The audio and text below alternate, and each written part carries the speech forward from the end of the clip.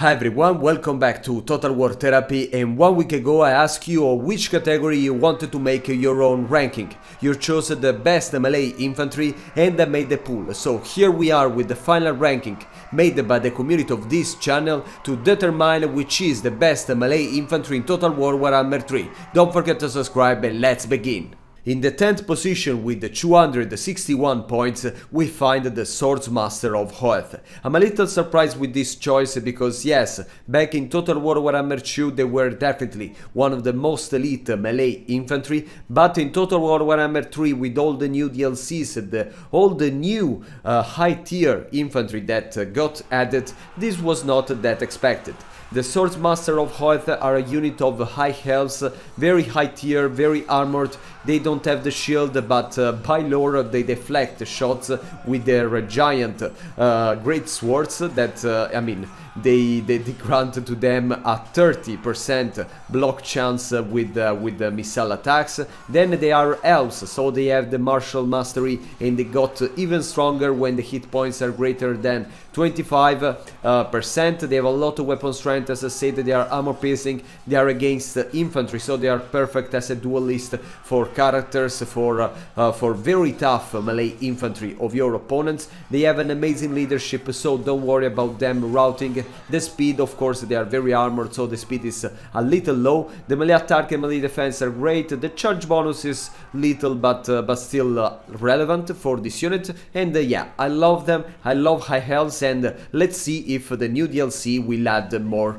units. In the 9th position, with just 1 point of gap between this and the Swordsmaster of Hoeth, we find the Chosen of Tzeentch, that are actually one of the most expensive melee infantry in this game, even if I don't talk about them that much. They are an amazing unit, but they are very expensive, very hard to recruit and very slow. That for a monster hunter that is supposed to chase down the prey, the giant monsters all around the battlefield, it's a huge weakness. But they are very armored, they are 120 of armor, so they should not care about any kind of not armor piercing missile attack. They have the charge reflection, then the charge defense versus large, so if you're a cavalry, don't dare to charge on them. They have also a very low speed, like probably most of the units in this ranking, so don't rely on them on chasing down stuff, even if they are supposed to do so.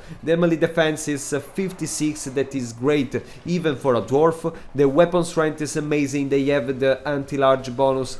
The charge bonus, of course, is not that impressive, but yeah, overall I never recruit them because they are too expensive, and you can have the Chaos Warriors of Tzeentch with the halberds that can do the same job.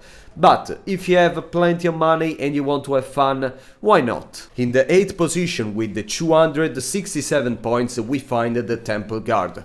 This is funny because the last time that I mentioned the Temple Guard in one of my videos saying that it's a really great unit, everyone criticized me in the comments. They all say that it's so overrated, and now you all put it in the 8th place.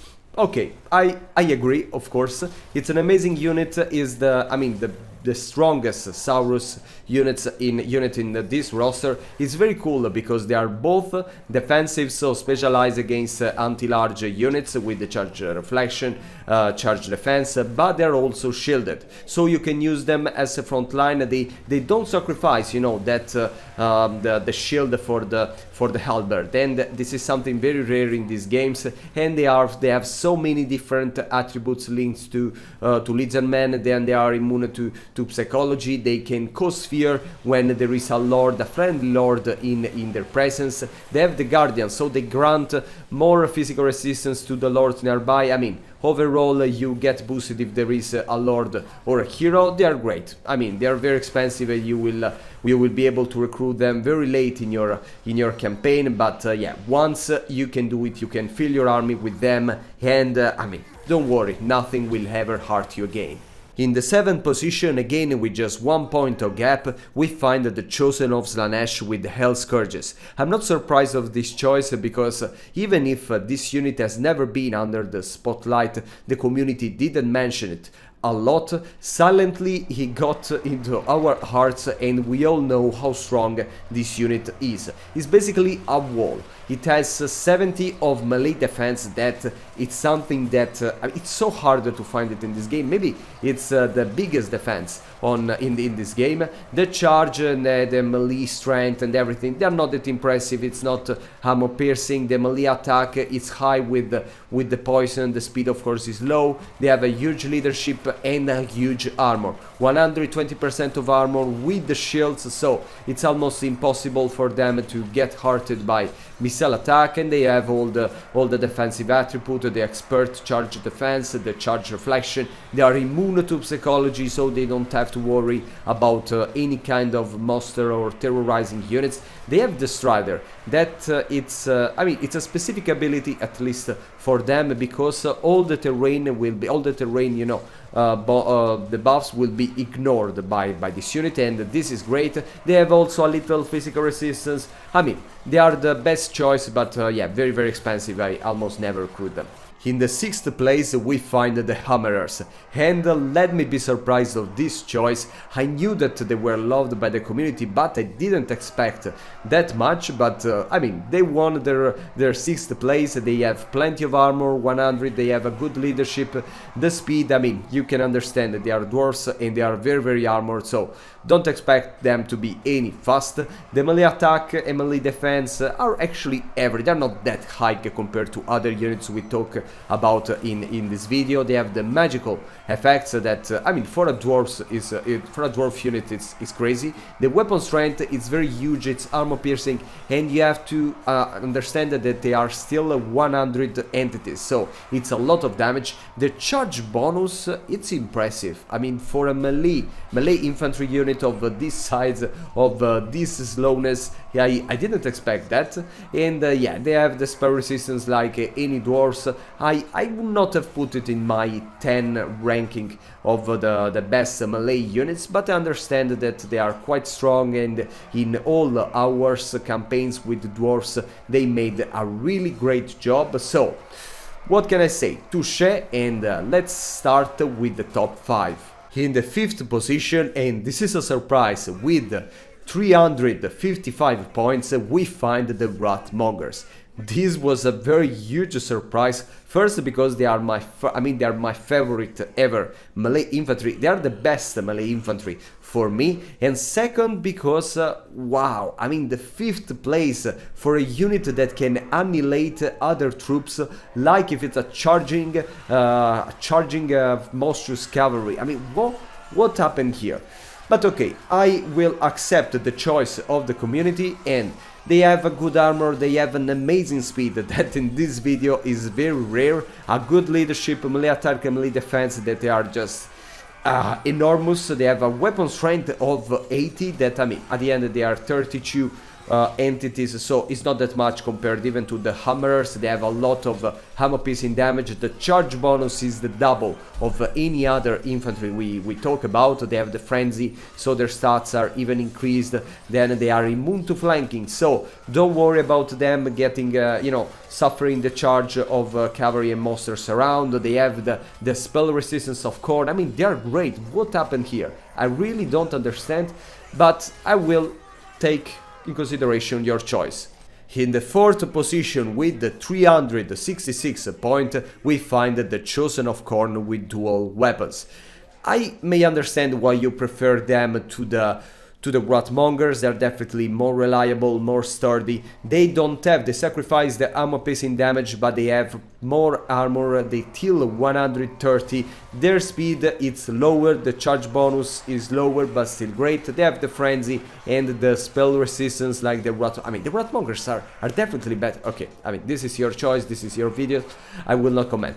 Melee attack and melee defense are great. What I like about these units is that they are very, very armored, so you can send them against an enormous group of low tier melee infantry, and they will be just indestructible. It's impossible to hit them if you don't have enough armor piercing damage. So great. Lovely, very expensive, but probably worthy their price. And yeah, compared to the Rotmongers, I have to admit it, I mean, you have to worry about them. You have to play strategically a little less because they are more armor, they are more tough and everything. So nice choice, community. In the third place of the podium, we find the Iron Breakers with the 373 points. Okay, I mean, I understand, I didn't expect them to sit that high in your ranking, but okay, they are the most elite units of the dwarves, except the Doomseekers, of course. They are very armored. I mean, they're one of the most tankiest units in this game. They have 125 with the shield, then they have the expert charge defense, they have the spell resistance of dwarves. They're very great. They have a couple of you know, bombs, grenades, ammunition that they can throw at the front line of the enemy when they are getting close with a nice short range.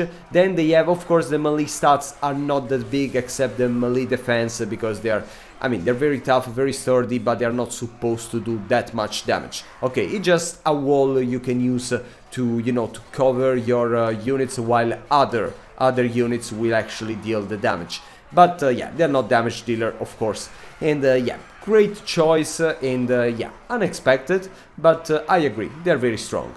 In the second place, with 383 points, we find the Infernal Iron Sword. Okay, this is actually kind of the same unit of the Iron Breakers. It's not that difference. They don't have the spell resistance, but they get the fire resistance.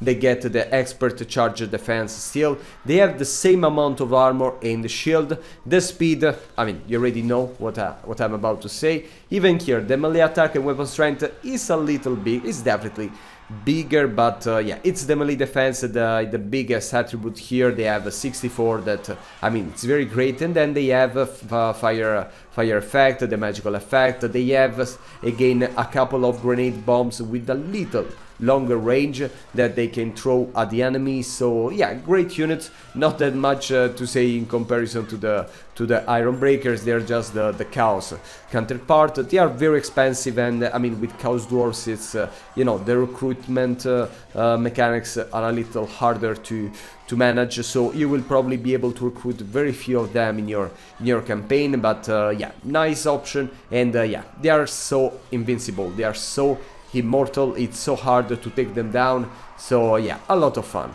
In the first place of the podium, with just 1 point of gap, we find the Chosen of Nargol with great weapons. I didn't expect to see them in the first place, but I definitely expect to see them in the podium, at least. They are very nice, very expensive. They are this huge guy with great axes, a lot of armor. Nothing that much to say about their attributes, because they don't have that many. But yeah, they have the Mark of Nargol. Still, they have the poison effect, so they reduce the stats of the enemies nearby. They have a good melee attack, a good melee defense, a very good melee defense actually for a damage dealer units. They have a lot of weapon strength and still 80 entities, so very great. The charge bonus is impressive for a Nargol unit, even if I mean, even if you consider that the speed is quite low, because of course they are Nargol. Very nice. As I said, they are very expensive and yeah, very elite, and probably you should just rely on the Chaos Warriors with great weapons. But it's okay, it's your choice, your ranking, and I'm proud of you. Thank you for supporting me in this idea, and let's see very soon.